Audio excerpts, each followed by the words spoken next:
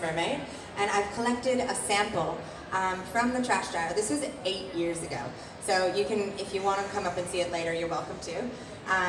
There's tiny little microplastics, tiny little bits of trash.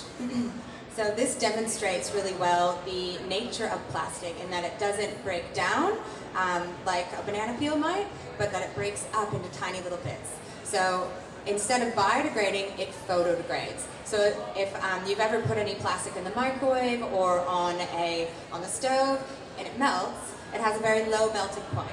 So just as when it's floating in the ocean, the sun's rays hit the plastic, it will weaken the material and it breaks up into millions of little pieces.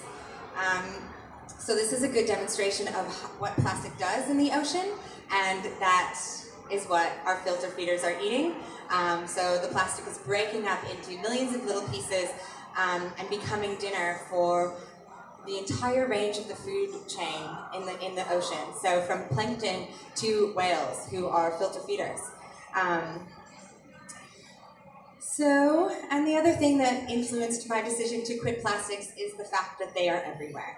So it's really become a convenience for us to have plastics and everything from our food packaging to our beauty products to our technology.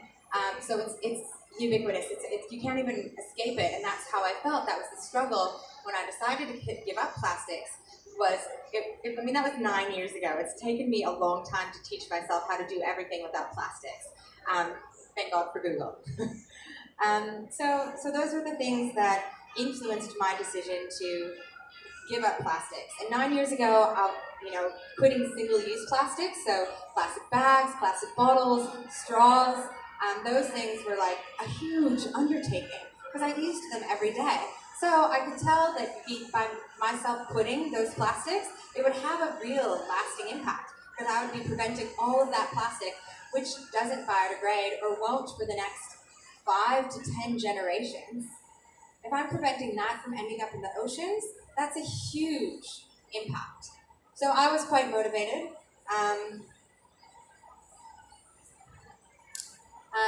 Here's our friends turtles eating trash.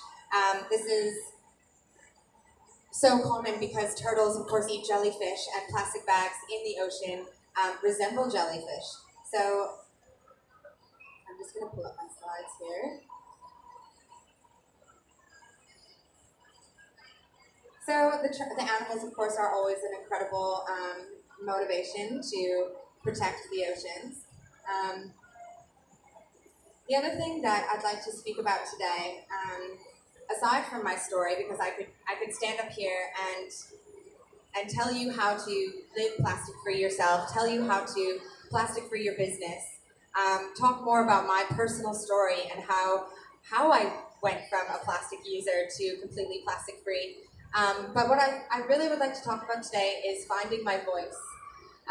So on this journey of quitting plastics, the easiest thing would have been to go to a cave and not have to make choices, really eliminate my impact and just live in nature barefoot, eating berries, that's zero waste, that's sustainable. But that isn't really helping our planet. That isn't inspiring change on the level that we need it. I mean, our turtles are eating plastic.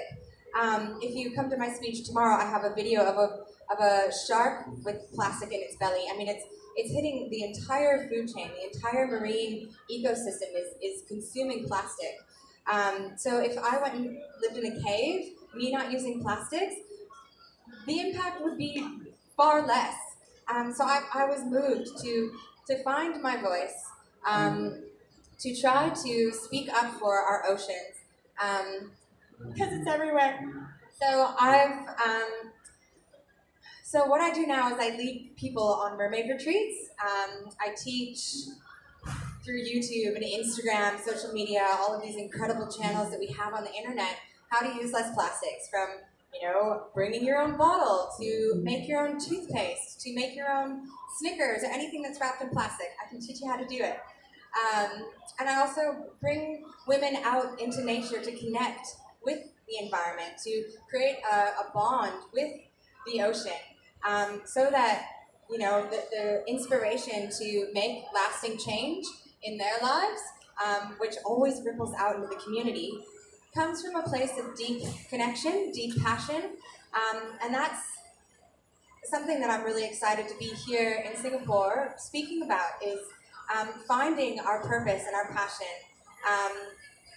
and translating that as mermaids, to be the voice for the ocean. And why mermaids? Like, why not dugongs or crabs?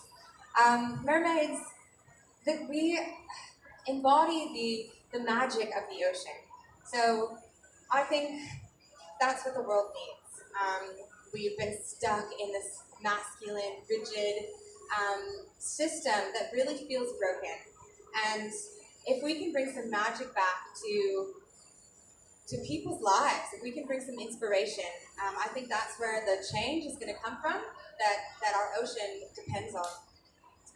I like to think of the mermaids as the welcoming committee for the environmental movement, for ocean conservation. So a lot of the people that have an experience with the ocean or have a relationship with the ocean are able to understand the value or the connection to clean air, clean water. But it's a lot of times the busy people that don't have time for, the Greenpeace people asking for signatures. It's the busy people who don't have time for conservation, or like they've got too much negativity in their life, and they just don't want to hear about you telling them the turtles are choking on plastic. So the mermaids are here to bring a little bit of that feminine, mystical, magical energy to this movement, to a movement that is a little bit depressing and can be pretty boring if you're just like going on with your life and you're really busy and you have to take the kids to soccer. So if we can get the kids' attention with some magical mermaids, perfect. It's a gateway to remember the magic of the ocean, to inspire and reignite the imagination and the wonder and the awe that we all know to have, that is innate to the ocean. That it's this incredible ecosystem full of so much magic. So that's what mermaids, as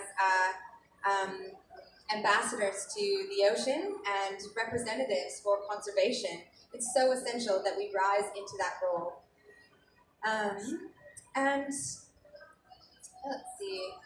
Also, I think another aspect of being a mermaid,